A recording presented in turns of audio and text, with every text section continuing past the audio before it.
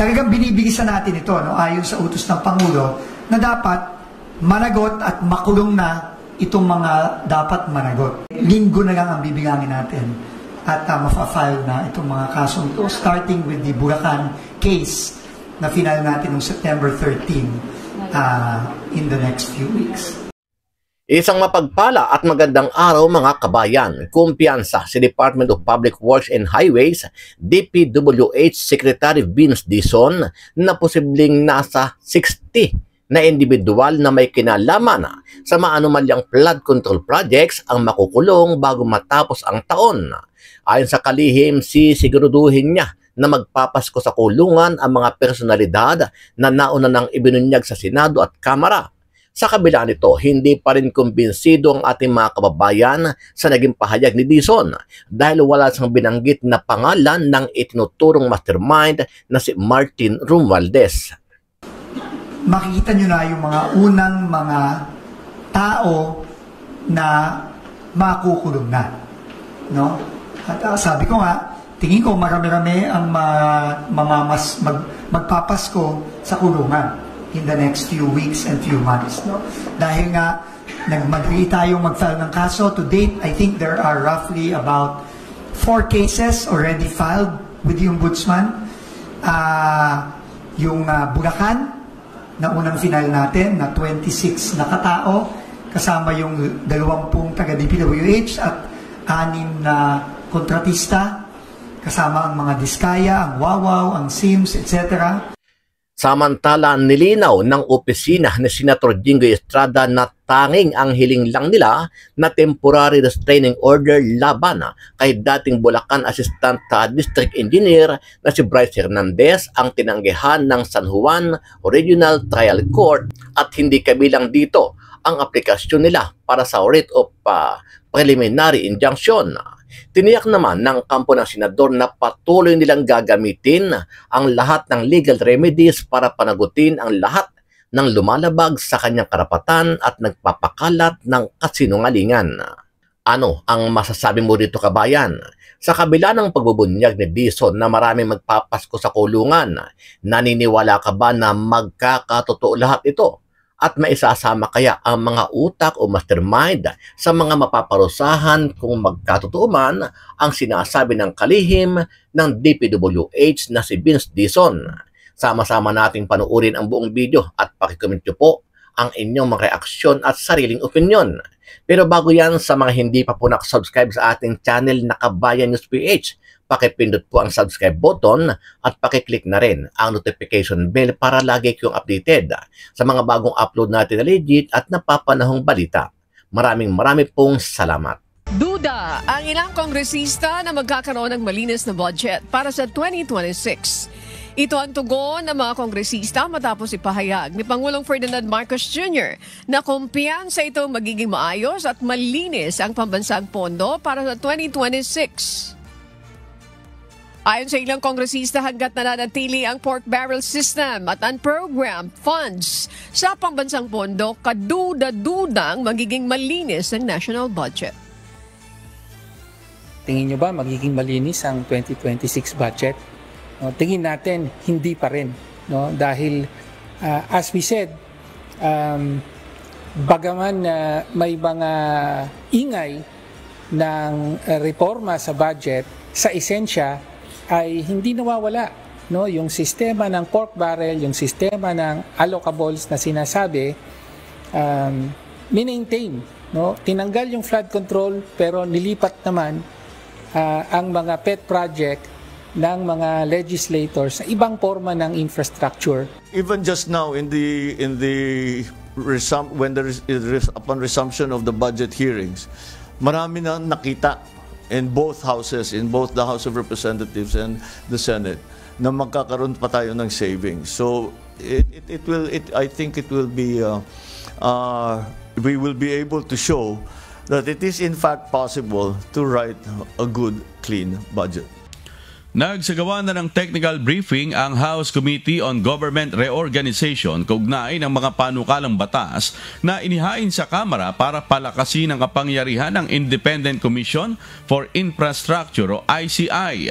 Partikular na dito ang House Bill number 4453, ang legislative measure na nagsusulong na likhain ng isang independent commission para imbestigahan ang maling paggamit ng pondo para sa flood control at iba pang infrastructure projects. Gayon din ang House Bill number 5699 na layon ding lumikha ng kahalintulad na komisyon na may kapangyarihang magsampa ng kaso, maglabas ng subpoena, contempt order, hold departure order at magsamsam ng mga ari-arian sa mga sangkot na anomalya.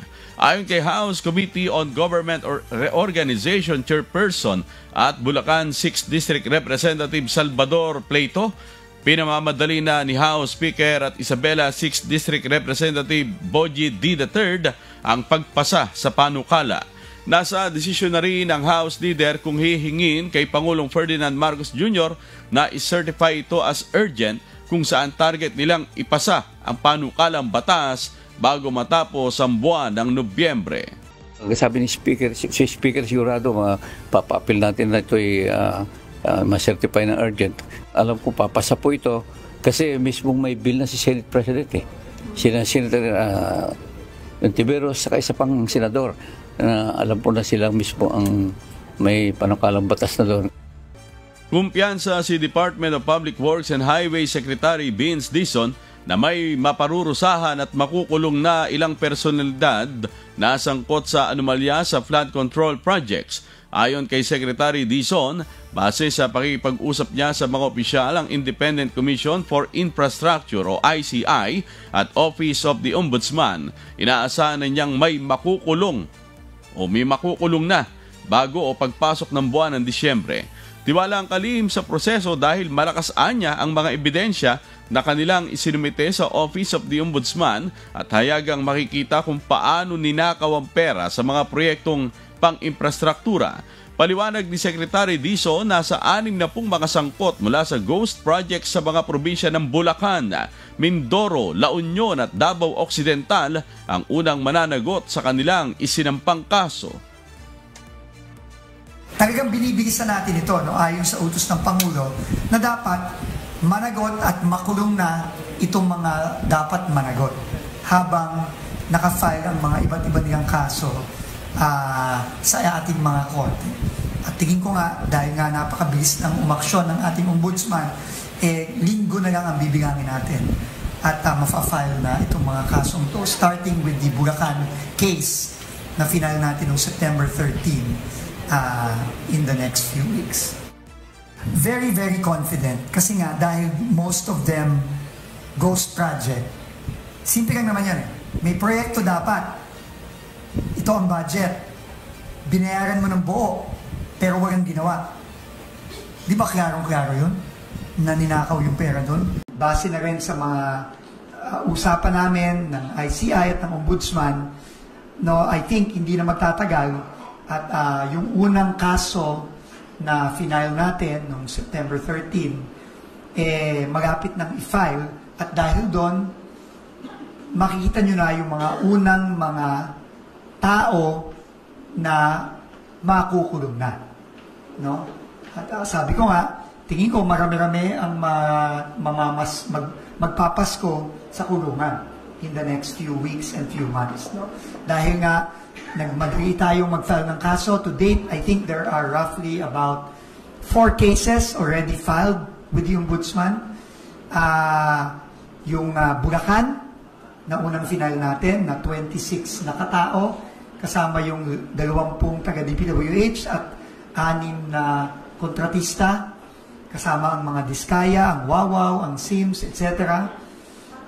Yung kaso sa Mindoro, involving former Congressman Zaldico at yung kanyang kumpanyang SunWest Corporation, kasama din ang ibang kumpanya ng Diskaya at may kasama ding mga bagong DPWH personnel. Yung kaso sa La Union involving Silver Wolves Corporation na sinasabi nga na ni Mayor Benji Magalong at sinabi na rin ng ating ombudsman na may links kay Congressman Eric Yap, no? At iba pang mga opisyal ng DPWH, ibang opisyal na naman yon. At yung sa Davao Occidental na St. Timothy ng mga Diskaya ulit na binid out noong 2021 at binayaran ng buo noong 2022 kahit na wala man lang anino ng proyektong nandun. Kasama nung mga taga-DPWH yun, kasama nung district engineer doon na si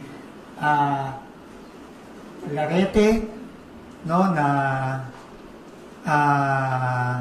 pasintabi na nga po at medyo namura ko on live television dahil doon sa nangyari noon, no, doon sa sagot na binigay niya sa akin na binayaran niya si St. Timothy kasi daw nangako sa kanya na tatapusin naman daw. Pero obviously, hindi naman ginawa. No? At ngayon lang silang Agosto nagsimula ng trabaho. No? So, 4 na kaso yun. No? Hindi pa dyan binibilang yung mga fraud audit referrals ng COA na I think umabot na ng 17, if I'm not mistaken. COA is 9. And then, meron pang mga iba, no, na mga kaso. So, talagang binibigisan natin ito, no, ayon sa utos ng Pangulo, na dapat managot at makulong na itong mga dapat managot habang nakafile ang mga iba't iba nilang kaso sa ating mga korte. At tingin ko nga, dahil nga napakabilis ng umaksyon ng ating ombudsman, linggo na lang ang bibilangin natin at mafa-file na itong mga kasong ito, starting with the Bulacan case na final natin noong September 13 in the next few weeks.